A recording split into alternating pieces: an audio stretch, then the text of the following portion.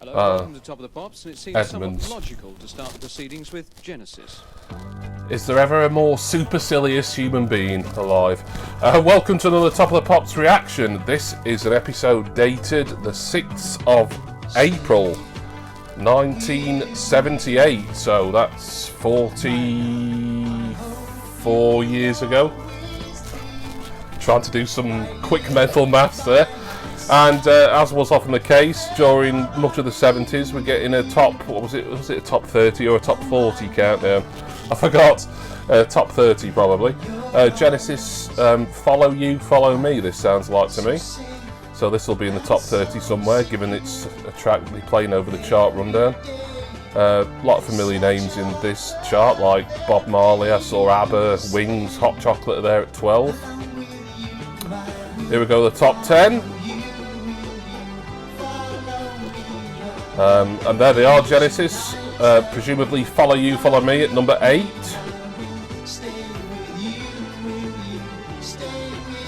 Shawaddy Waddy at number 5, wonderful. Kate Bush there at number 3. Blondie at number 2. And Brian and Michael at number 1.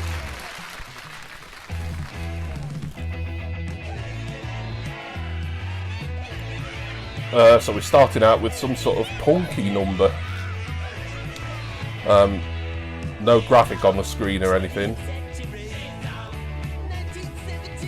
I'm trying to listen out and it does sound familiar, but there'll be some info on the ticker bar. So welcome to another Top of the Pops reaction. Right, before I get going, just enjoying the music and making a few comments, as is the process for these things. I do want to make an apology to all my viewers of last month's episode, the one from March 1984. I realised after watching it back how many typos there was in the info bar. I say no excuses, but I have got an excuse. It's my eyes, and even though I'm recording these in advance, as of the time of me recording this, no closer to, well, hopefully I am closer to getting my eyes sorted out, but I've not heard anything. But hopefully by the time you're watching this, or even last month, I might have heard something, but that's what not being able to predict the future does. But the point is, I do take pride in my work, and I know the problem from last month. I'd shot it, watched the thing and shot it as I always do, and then I did the edit pretty much straight after, which I've done almost every time. But that day my eyes were particularly bad. Really, after I'd watched the thing, my eyes were, pardon my French, fucked. And why I decided to do the edit, and that meant doing all the typing where I couldn't see anything. I certainly couldn't see any mistakes, any typos that I was making. I don't know really, but I've learnt from my mistakes there, and recording this, and I'll be doing the edit probably tomorrow morning, or at some point when my eyes are about as good as they can be in the daytime. So yeah, but I did want to say sorry for. Actually, this is the Boomtown Rats, isn't it? How did I not realise that? Took me almost all the song to realise that this was the Boomtown Rats, but it's not really my era, the 1970s. We are getting slowly through the 1970s as a decade, though, for reactions.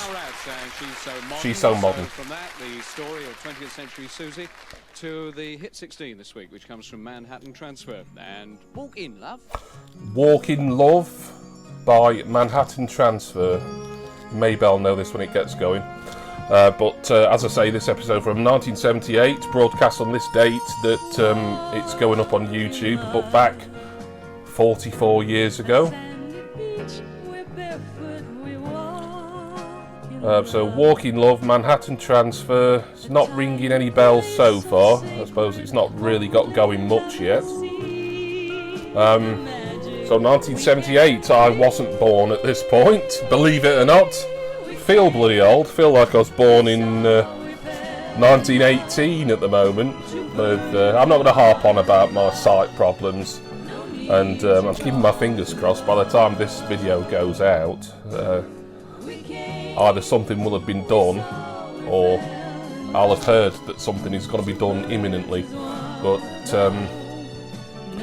yeah, I did want to touch upon last month, March '84 reaction video. Was I did think about re-editing the thing, but the edit is what takes ages. I couldn't face it.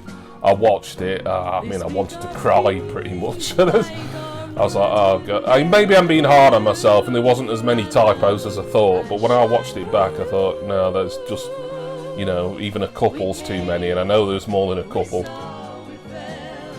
So I've known nothing about this act, Manhattan Transfer.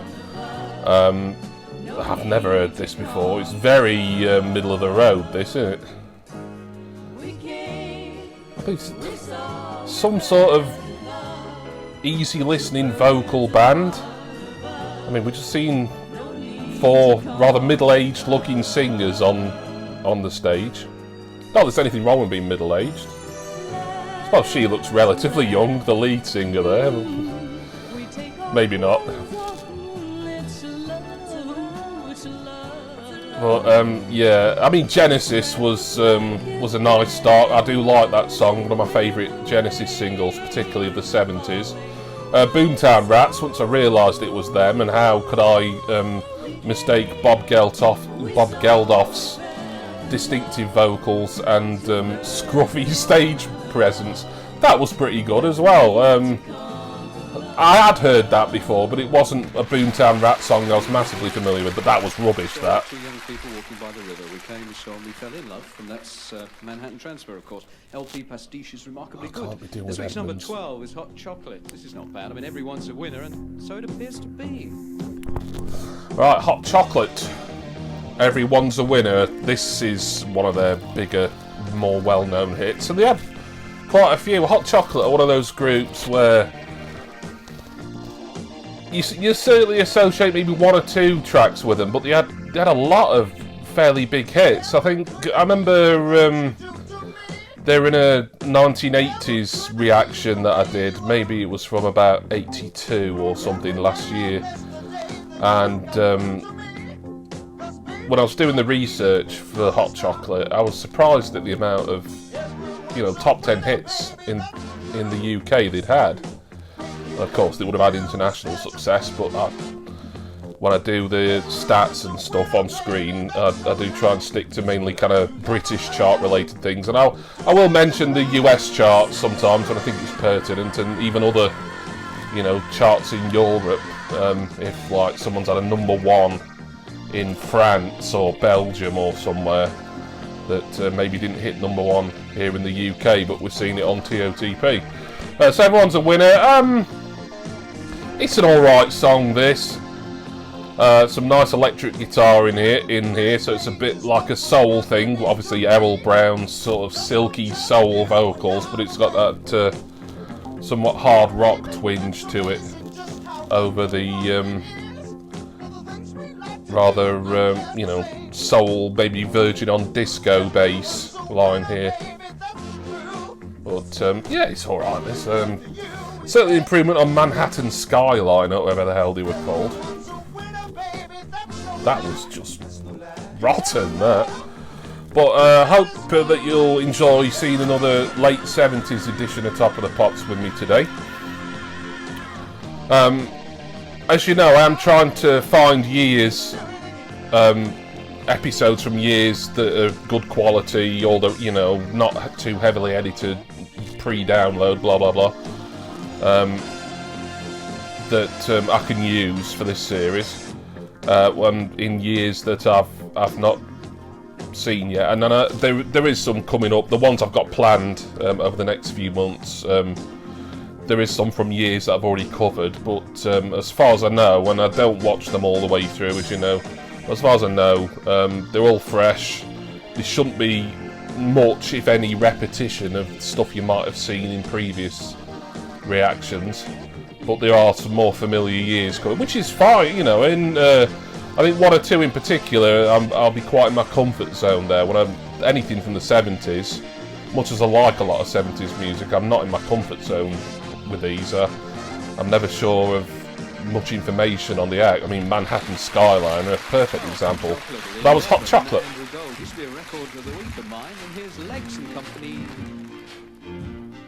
So Legs and Company, I think Edmonds did announce this, but I didn't hear what he said. But Legs and, well, he said Legs and Company, but they're really Legs and Co. I don't think anyone said Company. Well, apart from Edmonds just then, but he's a twat. Oh, I know this. Yeah, it's Never Let Us Slip Away.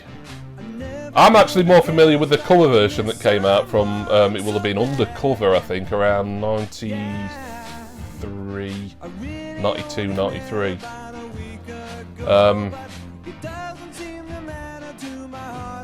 I should know who's singing the original.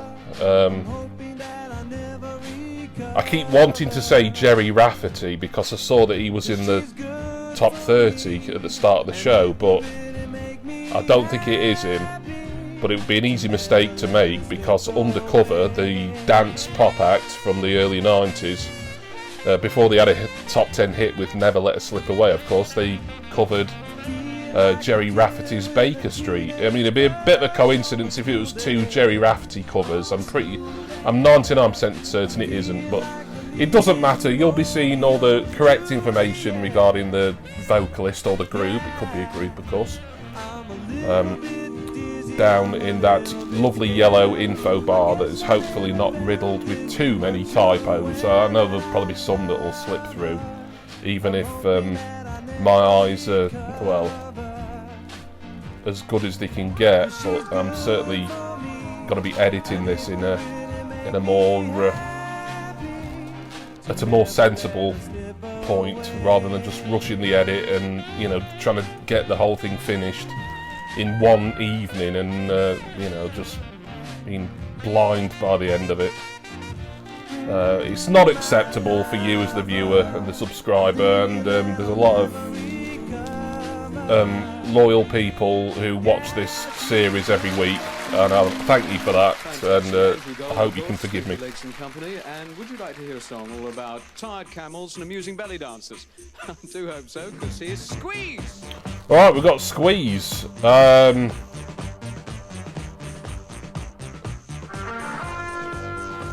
Noel the Prick did say what this song was about, tigers and belly dancers.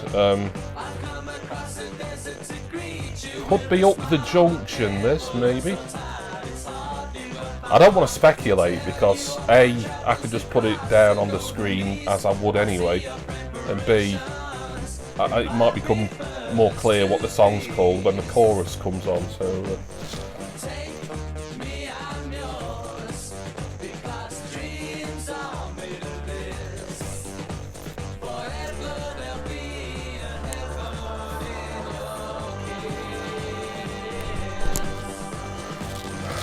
Can't say I've heard this before. Squeeze were sort of like a new wave, yeah, maybe verging on art pop kind of act of the late 70s into the 80s. Now Jules Holland he was like their pianist or keyboardist at some point. I'm not sure he was in the band at this point. Could have been, but I would have thought I would have spotted him. But of course, obviously we know Jules Holland did go on to, you know, considerable fame as, you know, a TV host, particularly of music-related shows like The Tube and the eponymous later with Jules Holland. But this is a Squeeze song. I know some of theirs. Cool for Cats is the one that instantly springs to mind when I think of Squeeze.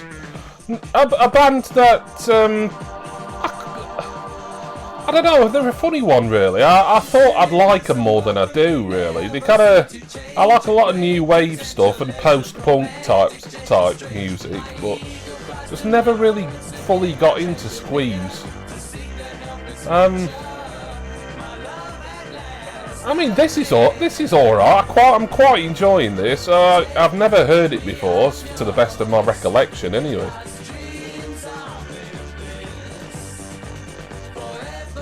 But yeah, they're just not. You know, you discover some artists, and you're just really motivated to just soak in as much of their back catalogue as possible. I can certainly vouch for that with certain acts I've collected, but Squeeze aren't one of them. Take Me, I'm Yours, right, okay. There we are. Shows London Town from Wings, and they come straight in at this week's number 13 with a little luck. Okay, well, I do know Wings. You'd have to be pretty much an ostrich with your head in the sand over the last 50 years not to know Wings. And here they are with a little bit of luck. Or a little luck. Of course, Paul McCartney needs no introduction from me or anyone else. I will say, much as of a Beatles fan I am, I've not really immersed myself in a lot of Wings catalogue.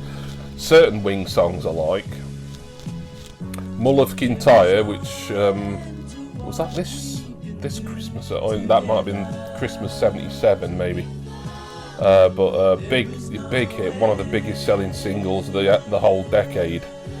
It's one of those where you either love it or you hate it, and I'm in the love camp for Mull. I do like bagpipes on pop songs, though. It's a weird thing. I don't mind bagpipes, Joe. I mean, I wouldn't want to listen to like a whole album of like the Scottish Guard playing, you know,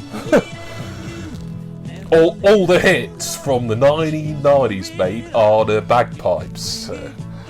But I wouldn't want, you know, I wouldn't want to listen to the whole thing. But just, you know, hearing some, you know, that, I don't know, always brings out the Celtic side of me, I think. But yeah, Mull of Kintyre. Live and Let Die, a Bond theme, which that would have been 1973. I think I've got that right. I'm a big Bond fan, so I might have embarrassed myself there by getting the year wrong for the film.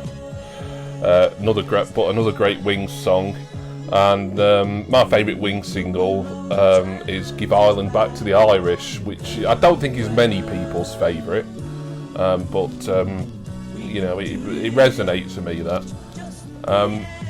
But Paul McCartney, he would have released his first solo album, which was just titled McCartney, in 1970. I think that came out just before the Beatles' Let It Be came out, which, as we know, that was recorded like a year previous and then just kept back for a couple of reasons.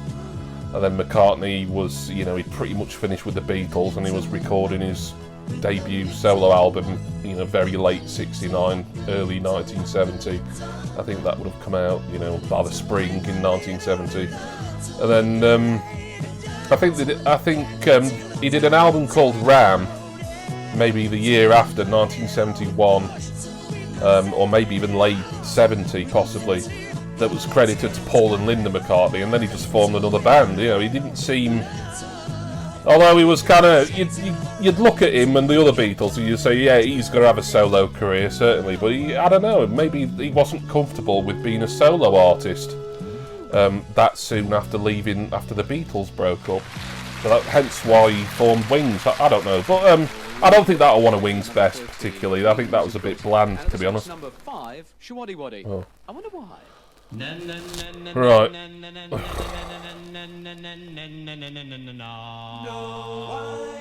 These were ubiquitous, weren't they, in the late 70s? I think they're even still having one or two big hits into the early 80s. I'm sure this isn't the first Shawaddy Waddy single I've reacted to in one of these, and I think the other one it could have been from the 1977 reaction I did, but I've got a feeling it was probably more like the 1980 one that I did. Yeah, I think this is called I Wonder Why, and I'm certainly wondering why this kind of tripe was so popular. I suppose it's another kind of throwback type thing. I mean, look at them. I mean, you know, you kind of look at them, and if the sound was off, you'd sort of assume maybe they're a bit of a glam band. Although I think glam rock was certainly on its last knockings by 1978. But then you'd listen to them, and they just, They're like some sort of rock and roll. They're like some holiday camp band, aren't they? That somehow sold a lot of records. But it's not my scene. Rock and roll, as in kind of your proper 1950s rock and roll, I like a fair amount of it. You know, stuff like Bill Haley and the Comets, some early Elvis. I think it's very good.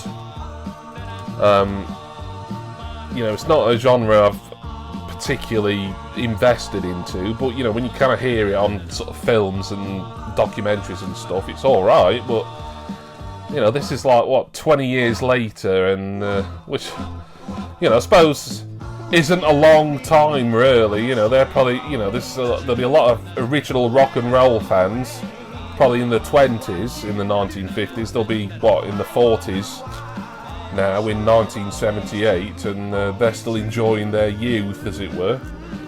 So I suppose that might explain why Shawaddy Waddy, although for me they seem really anachronistic. It would explain why they were quite a big, certainly a big singles band. Couldn't tell you about the albums. I'd rather listen to that Bagpipes album that I was talking about than a Shawaddy Waddy one. I don't mind saying that. Let's have some love for bagpipes. It's about damn time.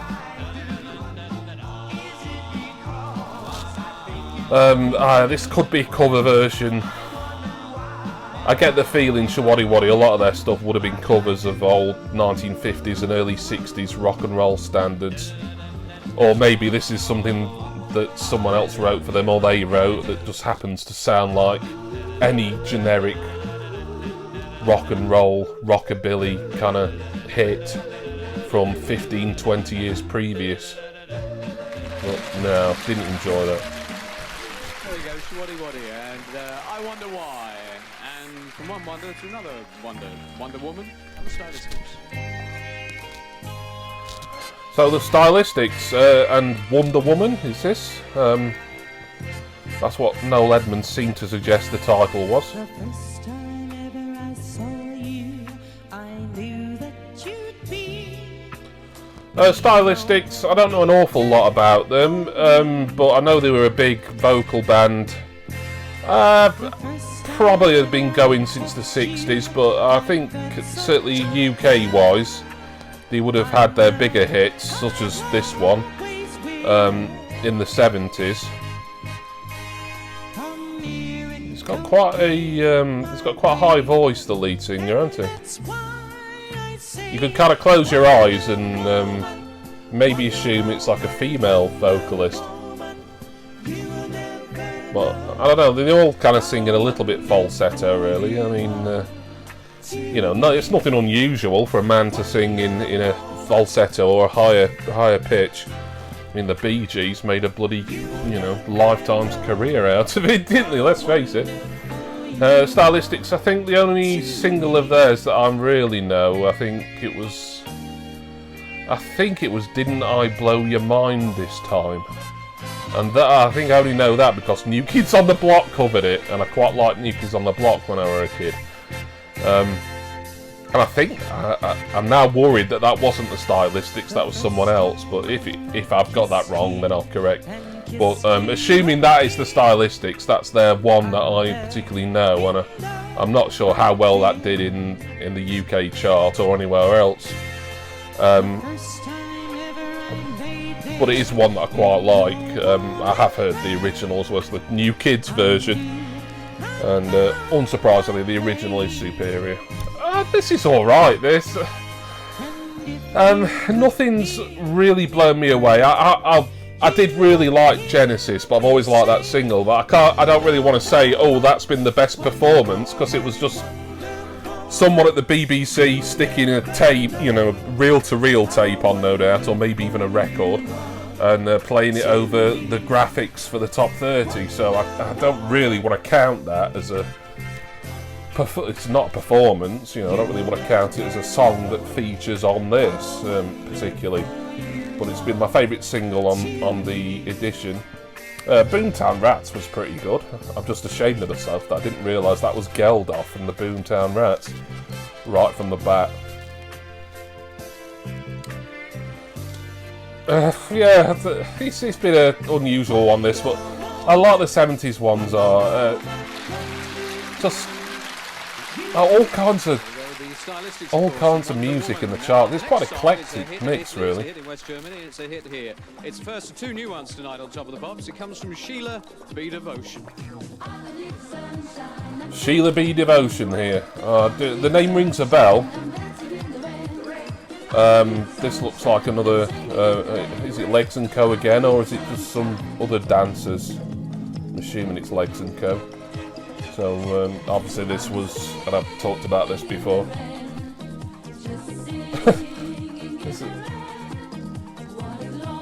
What's strange? It's not a cover of singing. It's a medley, surely, isn't it? Like a disco version of Singing in the Rain, and I'm assuming it's got a medley into other things as well. This is what I'm saying. Weren't the 70s odd? Those of you who were there, particularly those of a certain age who can fully remember all the music that was coming out, you probably just thought, oh no, it weren't weird. This is just the music that we listen to. I suppose if someone, like say my kid said to me, oh, like, weren't the early 90s weird? All that rave and techno stuff that was suddenly coming into the chart, I'd be like, nah, that was great, I love that. But it seemed a little bit unusual, I suppose, looking back, without the benefit of living through it. And I didn't have the benefit of living through Sheila B. Devotion. Is it just Singing in the Rain, this, or...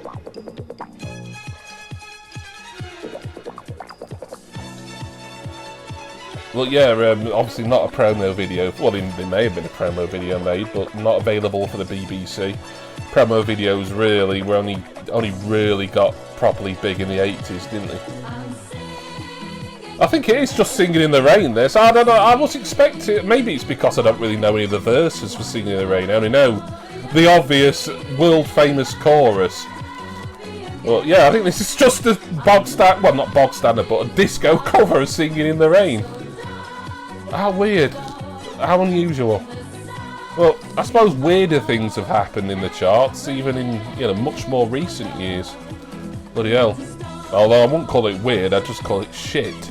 But bloody Lad Baby singing about sausage rolls every year against Christmas number. Oh no, it's for charity, food banks, don't get me started. No.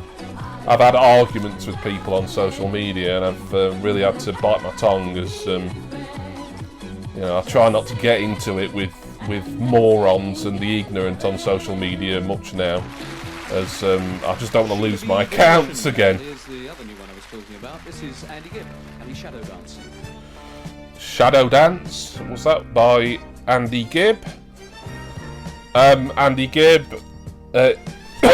excuse me, one of the Gibb brothers. He was, really, but not one who was in the Bee Gees ever, I don't think. The Bee Gees, of course, were Barry, Robin and Morris. And I'm sure Andy Gibb was their brother, weren't he? I think.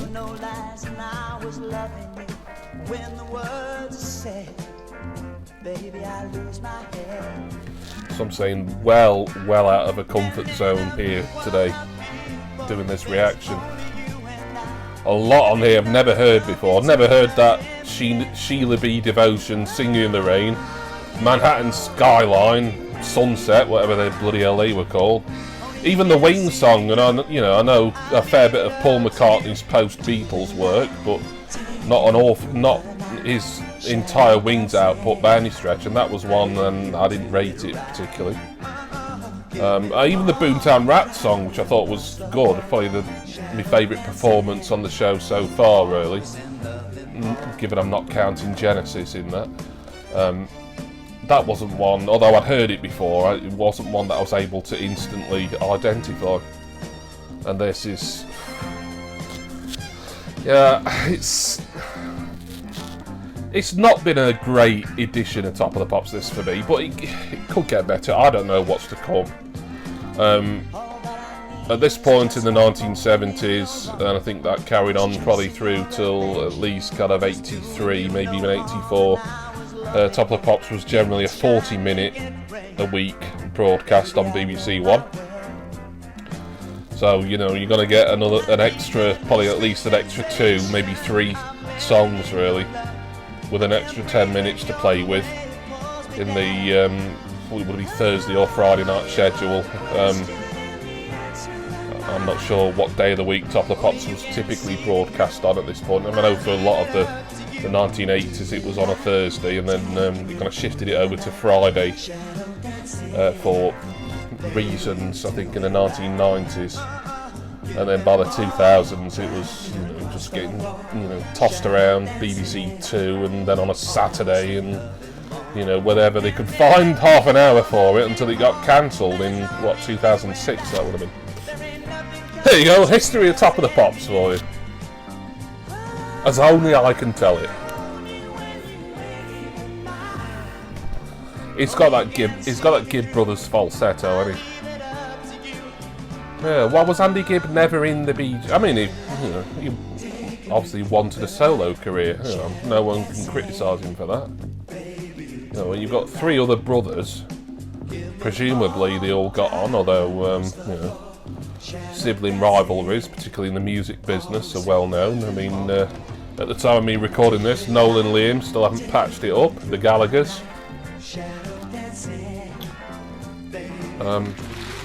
Yeah, shadow dancing, wasn't bothered, didn't like it. Talented family. Andy Gibb doing some shadow dancing. We've already had some hot chocolate. We've got some cocoa for you, and our song for Europe, here's Cocoa! Noel Edmonds turning into Mr. Bean there.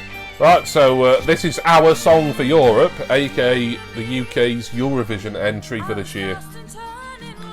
Oh yeah, of course, yeah. This edition being April, it is Eurovision season. Now, much as I like Eurovision, or at least sort of, you know, whenever it comes around on the telly, I'll have a bit of fun on Twitter and, you know, just laugh at all the daftness and the camp and the kitsch and everything. But the only thing I do know about this particular song is it didn't win Eurovision. I'm pretty good at my Eurovision winners from the UK, and I know that Coco wasn't one of them. This might have done pretty well. I think the UK, we very rarely did absolutely awful in this at this point. They'd always get in like the top 5, I think, or the top 10 out of, you know, 20 odd countries or whatever it was back then. God, I don't know how many countries there is now, because obviously there's a lot more countries come to be from the early 90s onwards after the fall of the Berlin Wall and, you know, the post-communist revolution in Eastern Europe. God, we're really going through the topics here, aren't we? It's like University Challenge, isn't it? We're on to 1990s European political history now. Of the fall of the Soviet Union. Yeah. If this had won Eurovision, I would say this was an undeserving winner. I don't think this is particularly good. But you'll have seen on the info bar below how well this did at the 1978 Eurovision Song Contest. What year did Brotherhood of Man win it? It was earlier in the 70s, weren't it? It would have been after ABBA, certainly, with Waterloo. But it would have been before this, because otherwise it would have been had to be 1979, and I knew it weren't then. I think the next UK winner of Eurovision, once the 70s were out of the way, would have been Bucks Fizz in was that 81, 82.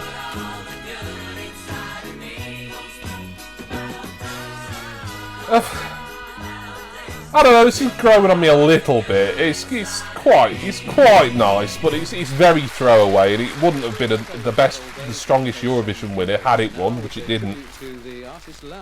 At number 1, we got France. Alright, so we've got the number 1 now. I'm not sure if this is going to be the last performance of the episode. I mean, this if it is, this edition's quite flown by, really. Relatively so. It probably won't have done for any of you. You've probably sat here like for nearly 40 minutes. Oh God, I wish he'd shut the fuck up, and I wish, you know, there'd be some better music on. But Brian and Michael with pictures of Matchstalk Men. I like this. It's very twee. That's not me mispronouncing tree like I'm Jonathan Ross, by the way. I mean twee, as in it's, you know, a bit kind of, you know, a little bit cringy, really, but it's in a nice way. I mean, listen out for the chorus here. It's, you know, it's nice and catchy. Every time I hear this, it makes me smile. It puts me in a good mood. I don't think it's the greatest song ever recorded, but I can see why it got to number 1.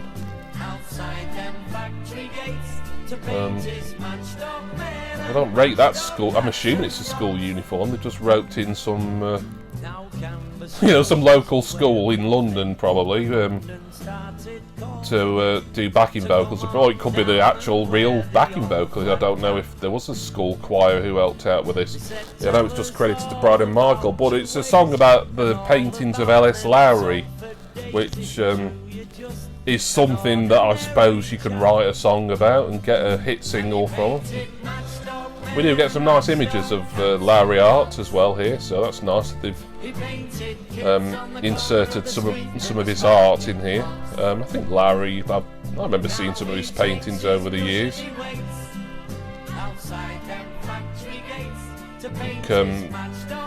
From the Manchester area, that kind of thing.